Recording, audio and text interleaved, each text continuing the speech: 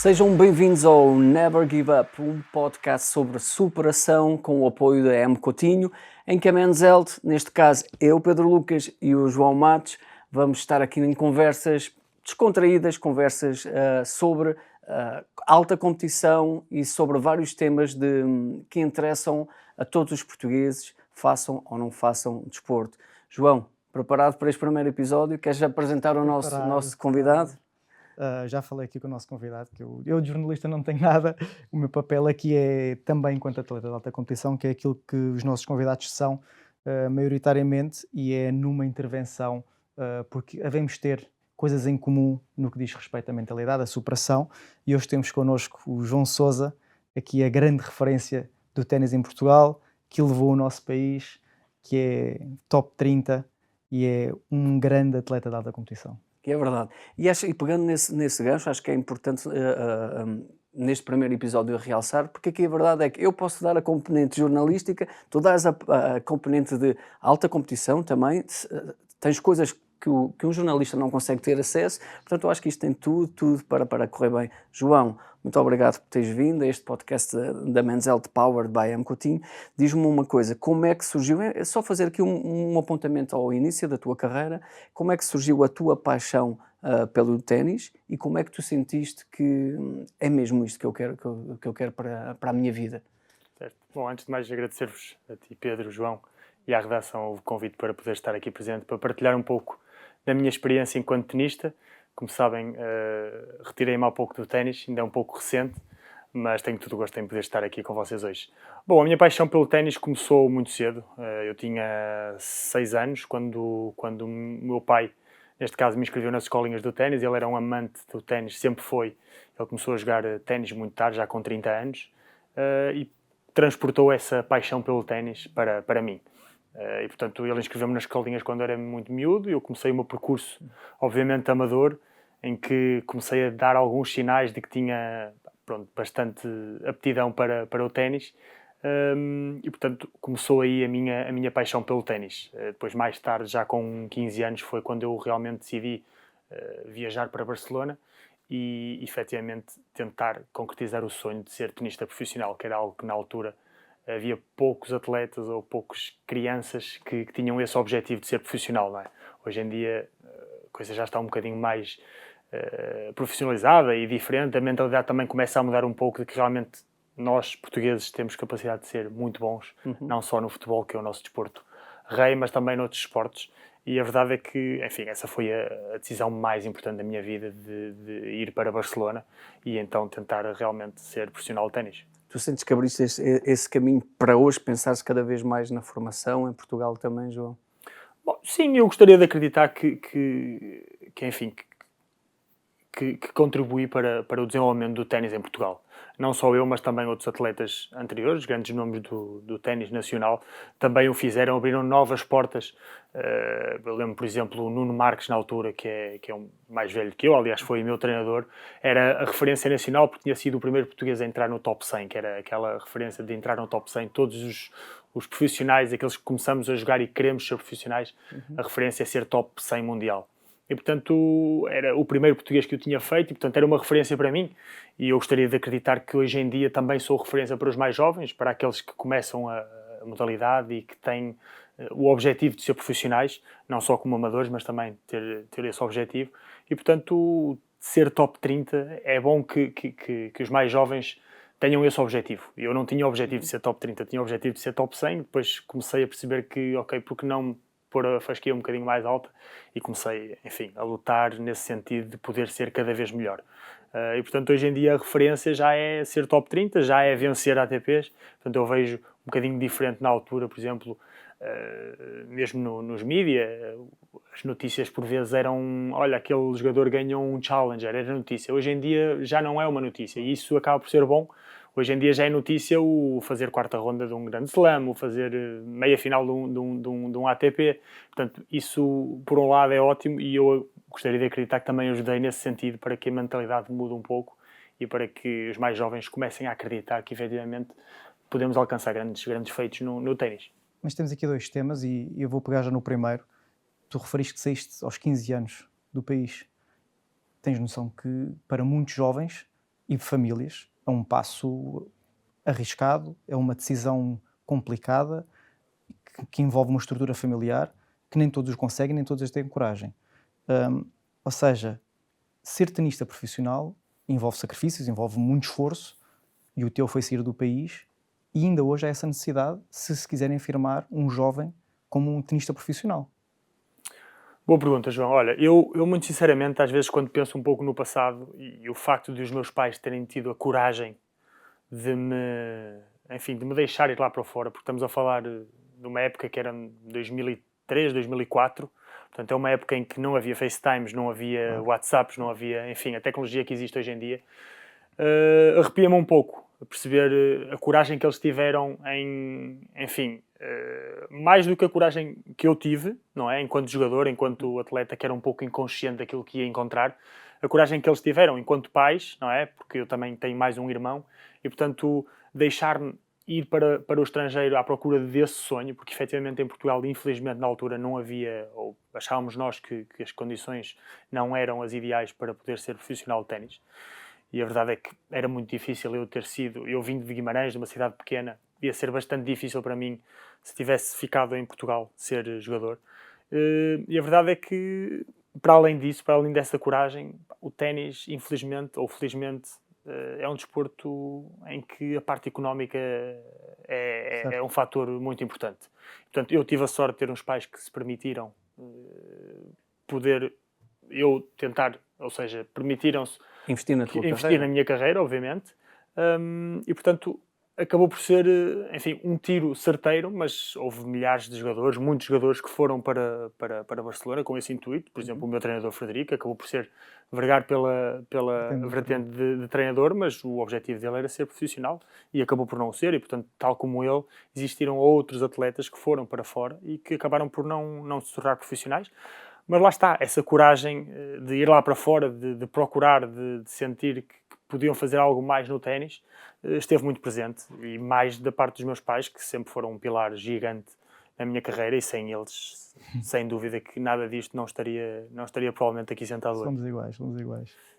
Tens aí, desculpa, João, tens aí uma coisa, levantaste um tema no início que eu acho que pode ser transversal para os dois, e tenho essa curiosidade, se calhar enquanto pai, de ter, que é: os teus pais aos 6 anos decidem colocar-te no ténis, não é?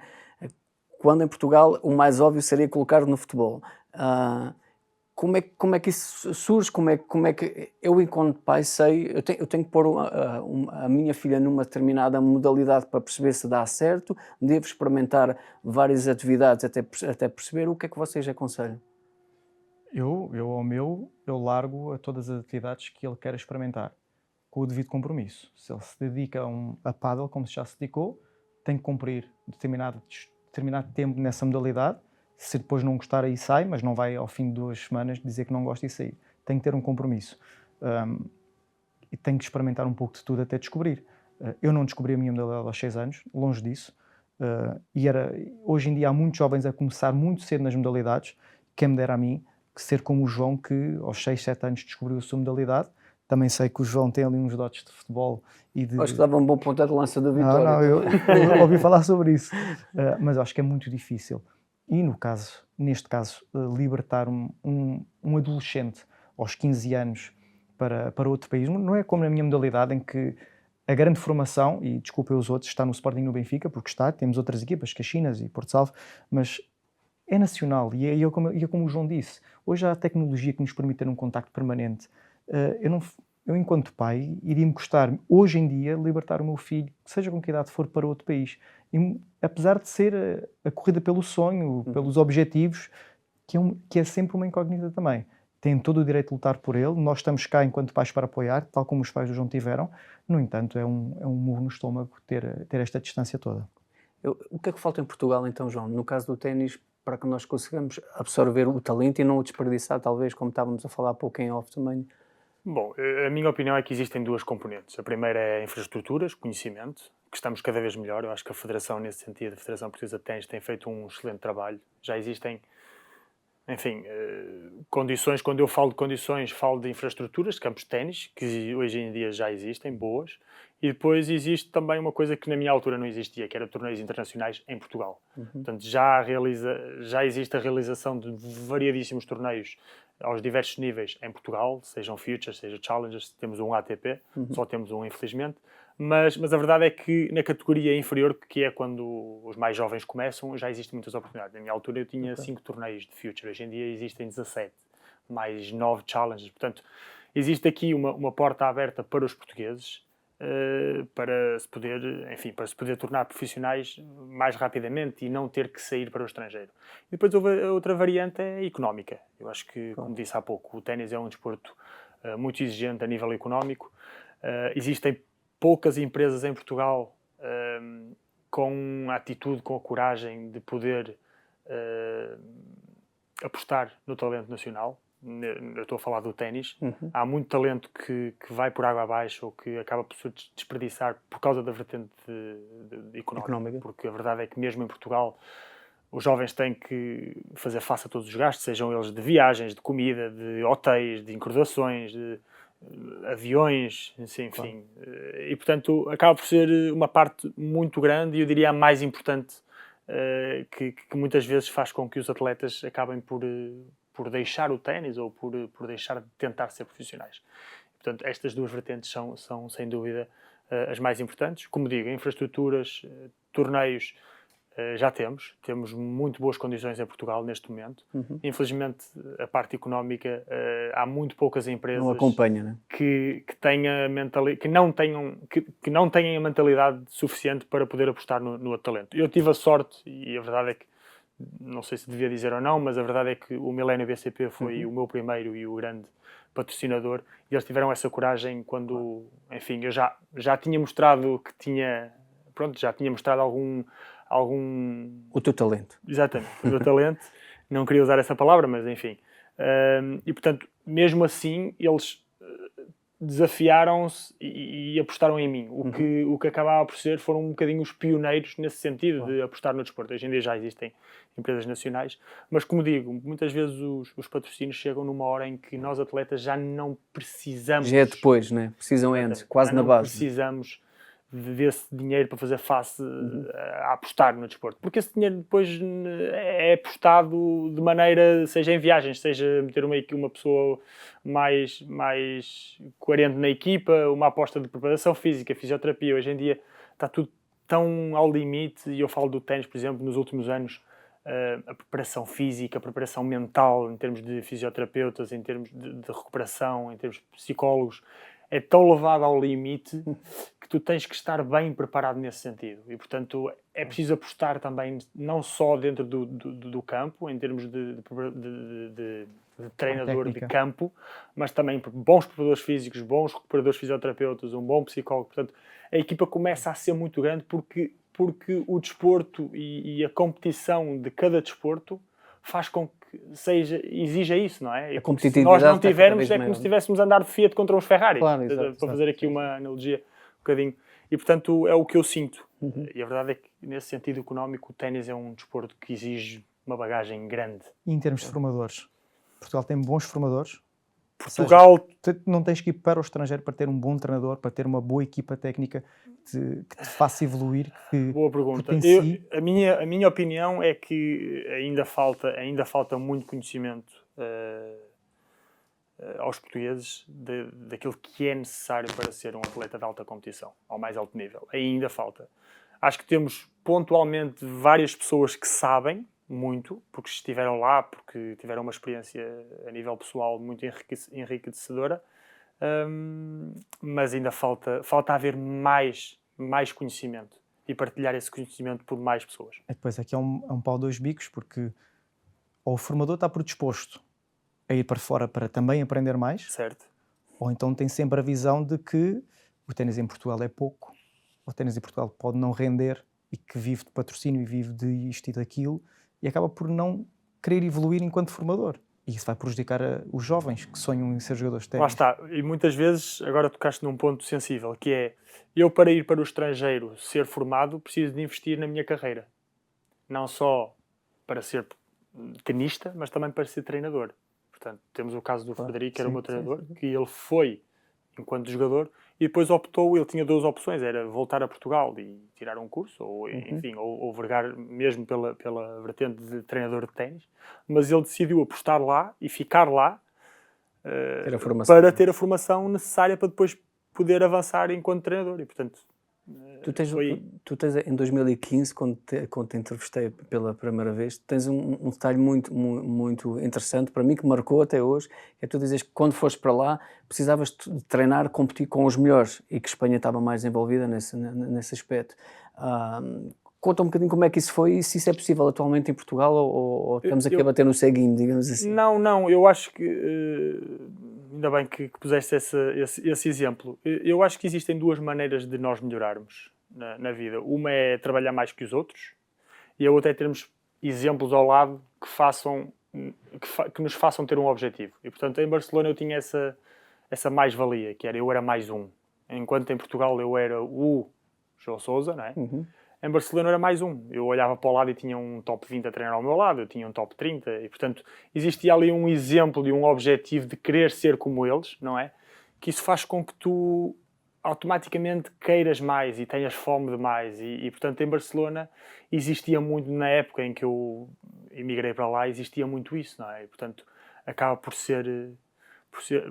por ser muito bom para mim, não é? E aliciante eu ter ali pessoas que eram melhores do que eu e eu querer ser como elas. E, portanto, isso foi um dos pontos que realmente Barcelona não mais valia nesse sentido. As condições eram boas, como é óbvio, mas a grande mais-valia era essa, que tínhamos muitos jogadores de grande nível que automaticamente puxávamos uns pelos outros e todos queríamos ser cada vez melhor. E, portanto, foi o ponto mais importante da minha carreira, foi esse, sem dúvida. Se não fosses tenista, o que serias? Seria médico. Um melhor momento da tua carreira? O melhor momento da minha carreira, sem dúvida, final do Millennium Street Open 2018, o qual venci. Federer ou Nadal? Referências? Como referência, Federer. Wimbledon ou Roland Garros? Wimbledon. Terra ou Relva. relva? Relva, ou seja, é muito difícil jogar em relva, mas o Wimbledon é um torneio emblemático. Ou seja, se me perguntares o Wimbledon ou Roland Garros, eu vou para o Wimbledon pelo facto de ser um torneio assim, com uma mística e com uma história completamente diferente. Esta não vale a pena, mas Barcelona ou Lisboa? Em quê? Para viver o Barcelona é Guimarães. Exato. Guimarães, exatamente. Guimarães. Eu escolheria Guimarães. Muito bem. É engraçado porque estamos a falar de um desporto individual, de um desporto de grupo. Contem-me lá quais são as dificuldades e onde é que vocês acham que falta parte do grupo no desporto individual e no desporto do grupo, se há espaço para termos também a nossa individualidade ou não? No grupo, totalmente. Porque a minha individualidade é o que me vai ajudar a crescer, é o que me vai ajudar a evoluir e, ao fim e ao cabo, eu estou a competir internamente contra mais 10, 16, seja eles o número de plantel, que estão no mesmo plantel que eu, principalmente na minha modalidade, que é muito rotativa, estamos em constante competição interna. A verdade é essa. E nós somos animais de competição e no fim de semana somos postos à prova, ao qual aí já damos o corpo às balas uns pelos outros. No entanto, dentro de um desporto coletivo acaba por haver muita individualidade, em que se depois temos que transportar logicamente o espírito coletivo, a interajuda, as combinações ou os conceitos táticos de equipa, mas no dia-a-dia acaba por ser muito individualista. Agora, falávamos aqui há pouco um bocadinho com o João, que tenho a ideia que o ténis é um desporto isolado, porque o João é um treinador, acredito que depois, e se calhar só com a experiência, eu falo isto pelo meu lado, é que vem um preparador físico, um personal trainer por fora, é que vem um mental coach, é que vem essa preparação mental, mas acaba por ser um desporto muito isolado. E eu acho que aí o João há de ter uma força mental, porque a profissão dele o exigiu muito superior a um desporto coletivo. É determinante, João, a preparação mental, para uma vez que estás sozinho, não é? És tu e estás com a tua equipa, obviamente. Sim, eu partilho um pouco a mesma opinião que o João. Eu acho que dentro de um desporto coletivo existe sempre aquela competitividade, seja ela individual para connosco ou seja ela para com os outros, eu acho que qualquer atleta de elite é competitivo. Eu acho que sem esse ingrediente base... Saudável também, né? Exatamente. Esse ingrediente base, eu acho lá. que não se chega lá. A verdade é essa. Às vezes a mim perguntam-me o que é que acha que um miúdo tem que ter para ser jogador de ténis? Eu digo, olha, primeiro tem que ser competitivo. Porque se ele não gostar de competir, se ele não gostar dos desafios, se ele não gostar de se pôr à prova, a partir desse momento já não vamos ter... Esse ingrediente é fundamental, a meu ver. Ok? E, portanto, eu enquanto desporto individual, eu tive que passar por situações em que tinha que ser eu a resolver. Eu não podia olhar para o lado e dizer, olha, resolve aí que isto fica mais fácil. Portanto, acaba por ser exigente a nível mental, é um facto. Mas eu, desde muito cedo, que me habituei a fazer isso. E, portanto, para mim, hoje em dia é algo natural. Por isso é que, às vezes, eu vejo pessoas, enfim, normais, digamos, com algum problema, algum desafio. Eu disse, mas isso é tão básico de resolver. Simplesmente tens que aceitar que isto vai acontecer. E eu costumo dizer, o ténis é um desporto de aceitação, porque nós falhamos tantas vezes durante o encontro, e eu era um jogador muito emocional. Quem me conhece, eu era um jogador que gritava, mandava vir, mas era a minha parte competitiva ao vir ao de cima, de querer. Mas se depois me vissem a minha cara no seguinte ponto, eu já estava completamente focado. E essa capacidade que eu tinha de me enervar, de mandar vir, e depois, passado um segundo, já estar completamente focado naquilo que tinha que fazer, eu aprendi a gerir isso. Eu, às vezes, demorava mais tempo quando era mais jovem, e com a experiência fui aprendendo que com mais idade fui aprendendo com um curto espaço de tempo, aprender a focar e a realmente estar na minha bolha, porque era o que dizia João, nós somos robôs. A verdade é essa, nós aprendemos a gerir uma situação de pressão de uma forma completamente diferente daquilo que uma pessoa normal tem por hábito. Noção. Eu tenho essa noção, felizmente. Uma pessoa normal não consegue. Não consegue. E às Mas vezes custa-nos entender esse lado da outra pessoa que vamos chamar Mas é de pessoa engraçado, normal. por exemplo, imagina, eu vou-te pôr aqui um exemplo, que é, eu tive uma namorada durante muitos anos, espanhola, enfim, que ela cresceu comigo, ok? Depois circunstâncias da vida, acabamos por deixar o namoro, e eu agora tenho outra namorada. E quando eu comecei a namorar com esta pessoa, ela, muitas das coisas que eu fazia, ela não conseguia entender, porque ela era uma pessoa normal, digamos, ok? E ela dizia, mas tu fazes coisas estranhas, tipo, fazes isto e fazes aquilo, e eu disse, não é estranho, isto é o meu mundo, em que eu tenho que fazer isto para poder estar focado e para poder estar na minha linha de concentração. E ela foi-se adaptando a isso e começou a perceber as coisas, e realmente isto é brilhante, a forma como tu consegues ultrapassar uma situação ou fazes isto para poder atingir aquilo. E, portanto, são técnicas que nós adaptamos, mas é curioso, ela ao princípio não percebia e depois começou a entender o facto de eu fazer as coisas assim, desta maneira ou de outra. E, portanto, a falar de situações do dia-a-dia da do vida dia-a-dia, normal. exatamente. Em do que dia-a-dia. relativizas determinadas coisas com essas técnicas. Exatamente. Que depois transportava para o desporto. Exato. Porque, eu costumo dizer, o ténis, sendo um desporto individual, é um estilo de vida. E eu acredito que o futebol também, apesar de, enfim, ser um desporto coletivo, e se calhar tens um bocadinho momentos mais de lazer do que o ténis. Porque o ténis é um desporto em que eu viajava pelo menos 35 semanas ao ano. Claro. E, portanto, eu tinha 10 dias de férias e começava a pré-temporada. Ou seja, era um desporto muito exigente em termos competitivos, em termos de exigência física, mental. E, portanto, eu tentava sempre estar a 100% todas as semanas, o que é quase impossível, obviamente. Mas tentava fazer as coisas bem para estar... Todas as semanas temos uma oportunidade e, portanto, tentar estar focado nesse sentido. E, portanto, enfim... É um desporto individual, é um desporto muito exigente, sim, mas que realmente eu, durante todos estes anos, consegui criar aqui rotinas minhas que me ajudam hoje em dia. E essa consciência eu acho que é importante. E eu, felizmente, sou muito consciente daquilo que fiz, daquilo que posso fazer, daquilo que já não posso fazer. E, portanto, acaba por ser nesta minha fase, que é uma fase de transição e que não é fácil. É uma fase em que eu, de um dia para o outro, deixo de ser jogador de ténis e deixo de, enfim, acordar com um objetivo, porque eu todos os dias, sendo jogador de ténis, acordava com um objetivo, olha, hoje tenho que treinar, vou fazer aquilo, o ter que deixou de não tens que, ok? Claro. Ou seja, aqui como é que tem sido lidar com essa parte? Os primeiros 10 dias depois de não jogar, foi ótimo. Foi acordar e dizer, não tenho que ir ao ginásio, não tenho que ir treinar, não tenho uma expectativa, as pessoas não estão à espera de mim para fazer nada. Acordava com dores e depois de 10 dias, pá, o primeiro dia eu acho que em 25 anos que acordei sem dores. Dizer assim, fogo, o meu corpo é outro. Hoje, passado 10, 15 dias, acordei sem dores e depois dizia assim, fogo, mas olha, está aqui a faltar alguma coisa. Tipo, o meu corpo estava a pedir uma coisa diferente. Então, porque, enfim, eu suava todos os dias, não é? O meu... mesmo o meu metabolismo, o meu próprio metabolismo, vou dizer aqui uma estupidez, mas de ir 3 vezes à casa de banho certinho, eu dizer assim, espera aí, mas eu hoje não fui à casa de banho? Mas o que é que está aqui a acontecer? Estão a perceber? Só o corpo aqui... pede que tu te mexas.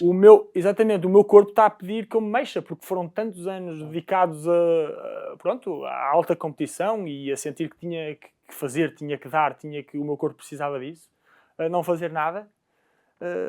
E essa consciência, lá está, com a experiência nós vamos ganhando isso. Eu nunca pensei que isso me fosse acontecer, mas felizmente eu estou aberto a essas novas experiências e perceber que realmente agora sou outra pessoa, o meu corpo vai se tentar adaptar, apesar de eu ser super ativo e hoje já fui ao ginásio de manhã, portanto acabo por dar ao meu corpo essa. Mas também para a mente acho que é importante eu continuar ativo e continuar... Mas essa mentalidade que tu ganhaste ao longo da tua carreira foi sempre com base na experiência e convivências ou tiveste ajuda? Olha, eu partilho da opinião de que a melhor vivência que nós temos é a pessoal. Acho que só com os erros é que se aprende.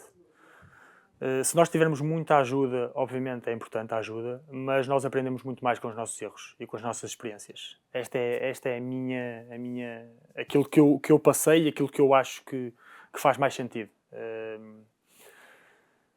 Mas isso é uma mentalidade de vencedora, uma mentalidade competitiva. Porque há muita gente que erra e deixa-se cair com o erro. Sabes qual é o Não problema, luta João? por É que, passar por cima. desculpa estar-te a interromper, mas sabes qual é o problema? É o ténis, ao ser um desporto individual, os atletas não partilhamos as experiências que temos. Por medo ele vai ser melhor do que eu vou-lhe estar a dar asas, depois daqui a 2 semanas vou jogar. Eu às vezes via companheiros em que me dou muito bem, numa situação chata de que perderam 3 semanas seguidas e apetecia-me ir lá e dizer, tranquilo, olha, faz isto, faz aquilo, eu fazia aquilo. Mas depois dizia assim, mas comigo não fazem isto. Portanto, porque é que eu vou fazer isto?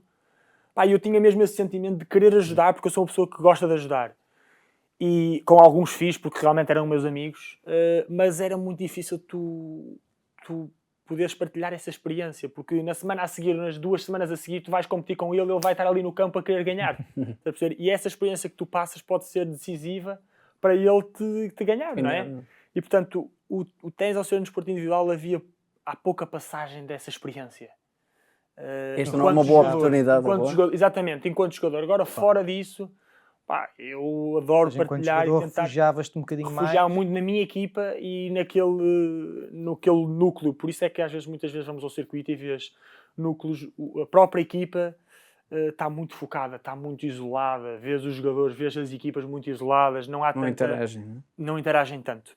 Claro. Porque o desporto, o ténis, quando eu digo desporto, digo o ténis, que é a minha experiência, está tão levado ao limite que tudo conta. E, portanto, perdeu-se um bocadinho essa parte social que eu lembro-me há 15, 20 anos a malta ia jantar fora. Hoje em dia é impensável. Hoje em dia cada grupo, cada treinador, preparador físico, fisioterapeuta enfim, o jogador vão e é um grupinho, pai, mãe, estão ali. Claro. Acaba por ser mais difícil. Uma pequena família. Exatamente. Acaba por ser mais difícil nós partilharmos experiências.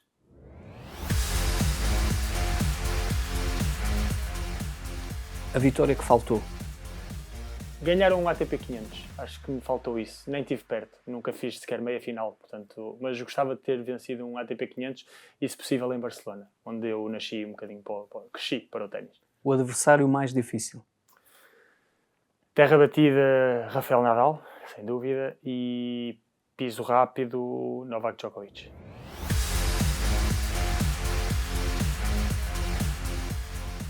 É uma verdade que pouco conheço os grandes números do top mundial. Também li que jogaste contra grandes números, Andy Murray, Djokovic. No entanto, eu acho que para muita gente é desconhecido o que é a tua equipa, o que é o teu dia-a-dia, como é que tu tens 10 dias de férias. Isso é impensável, mas no entanto é para querer estar no topo. Tem que se abdicar de muita coisa.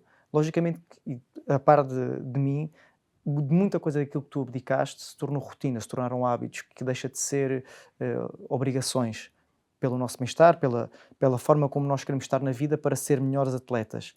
No entanto, a tua equipa era preparador físico, fisioterapeuta, treinador. Quantas horas diárias de treino? No total. Eu sei que vives o teu dia 24 horas é basicamente para o ténis, que o descanso é importante, a alimentação é importante. Mas o que é o teu dia, o que era um teu dia normal? Olha, eu como disse há pouco, o ténis é um estilo de vida, não é um desporto. O ténis, tu tens que viver o ténis. E, portanto, partindo deste princípio, vocês podem perceber que eu acordava, respirava ténis, estou a tomar um pequeno almoço já a pensar porque vou treinar, vou ter tantas horas de treino. E depois o dia não te posso dizer, olha, X horas que eu treinava, porque depende muito do ano. Ou seja, durante a pré-temporada, sim. Durante a pré-temporada, estamos a falar de uma pré-temporada de 6 semanas, de novembro a final de dezembro, em que depois nós já viajámos para a Austrália, muitas vezes até viajámos dia 25, aquelas que estavas a falar de sacrifícios. Natal. Eu felizmente nunca jogava a primeira semana do ano e passava o Natal porque achava que era importante passar essa época festiva com a minha família, que era dos poucos momentos em que eu podia estar em família. Mas havia atletas que jogavam a primeira semana do ano, estamos a falar dia 1, dia 2, e portanto viajavam dia 24, 23, portanto nem essa fase com a família, que para mim é importante, eu sou muito ligado à família, passavam. E portanto, lá está, o viver o ténis, não é? Portanto, na pré-temporada era mais exigente, ou seja, acordávamos às 8 da manhã e treinávamos das 9 à 1, com uma fase de treino físico e outra fase de ténis, de campo, digamos, mais tático-técnico. Depois almoçámos, tínhamos 1h30 para almoçar e depois treinávamos mais 4 horas, das 3h30 às 7, às 6, mais ou menos era esse o horário. Depois fazer a recuperação, não é? Com o nosso fisioterapeuta, não sei o quê, jantar, cama, para o dia a seguir. Isto é a fase de pré-temporada em que é muito exigente, ok?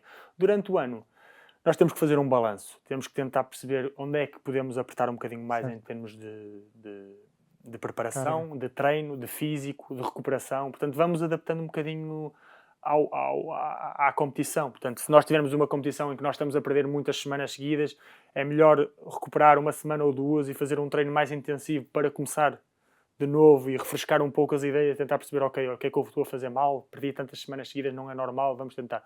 Por outro lado, se estamos há muitas semanas a vencer jogos, não temos a necessidade de fazer tantos pontos, vamos aqui agora fazer aqui uma gestão mais de recuperação, mais tranquilo, porque estou com confiança.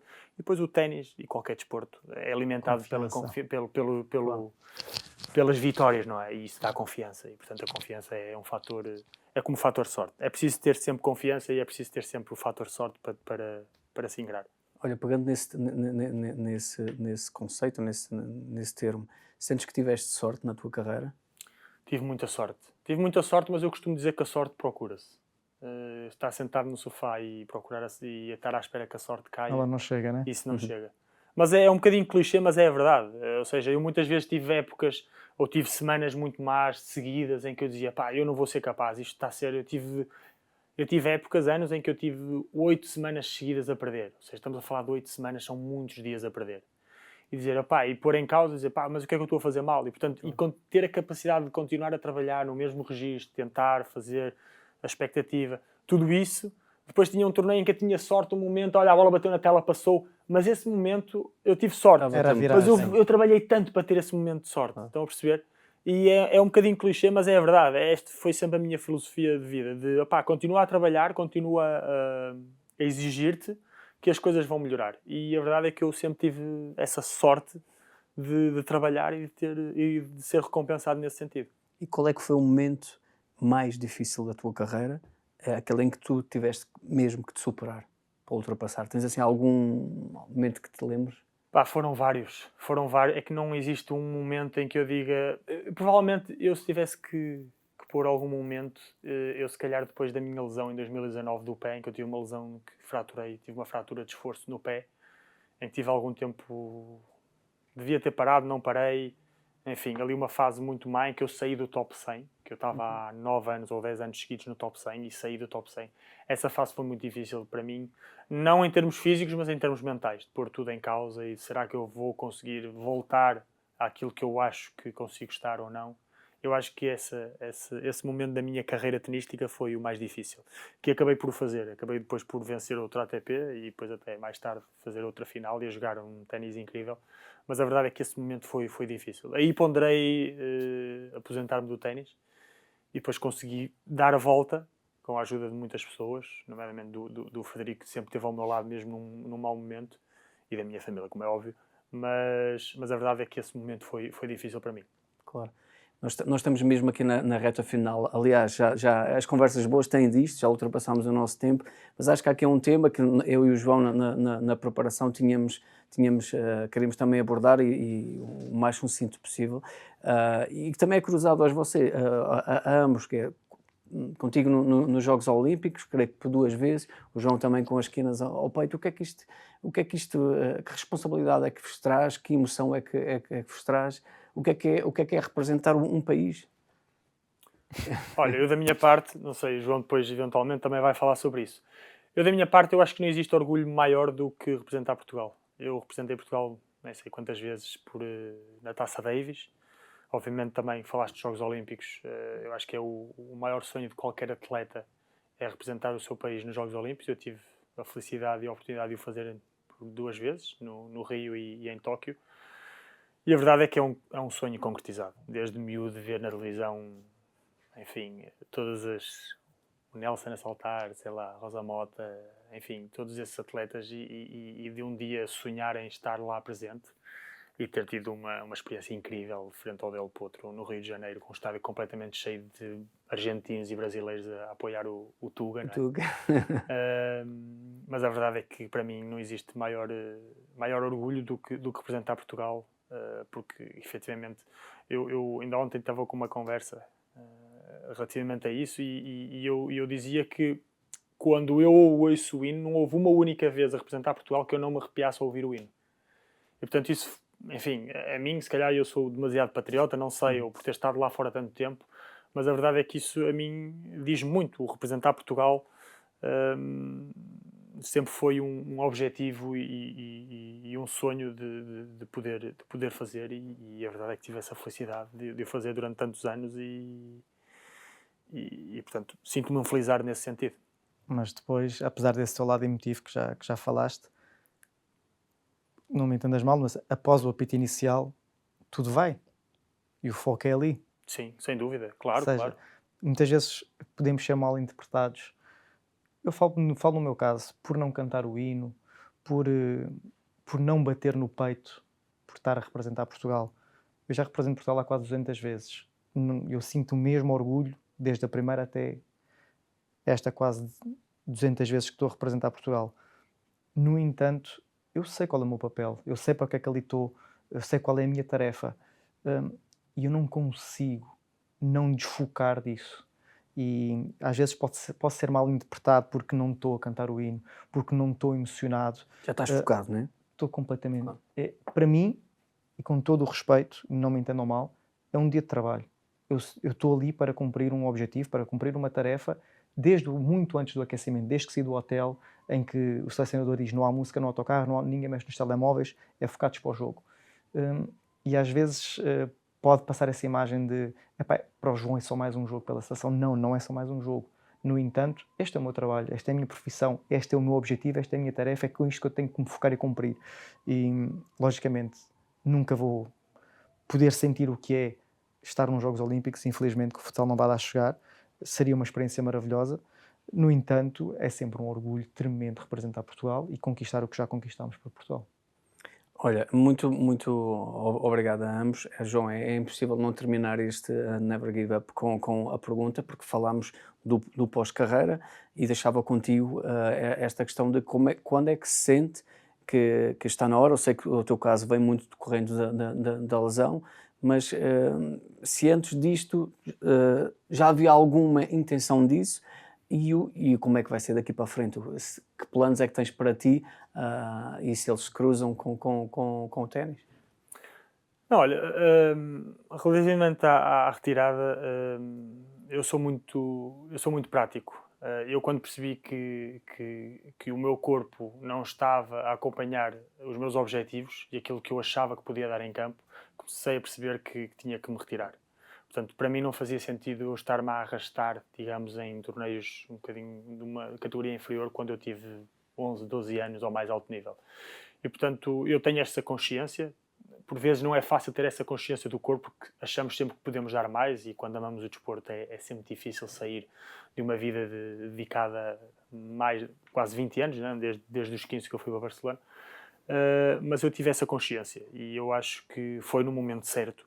A verdade é essa, e estou feliz pela decisão, estou tranquilo comigo mesmo, e quando estamos tranquilos com essa decisão, é meio caminho andado para a tomar, e portanto eu estou muito tranquilo com a decisão que tomei, estou feliz por aquilo que alcancei, e o futuro passa por estar ligado ao ténis, sem dúvida. Eu acho que tenho muito para poder, não só dentro do campo, mas também fora dele, poder partilhar experiências que tive ao mais alto nível. Acho que isso é importante aos mais jovens.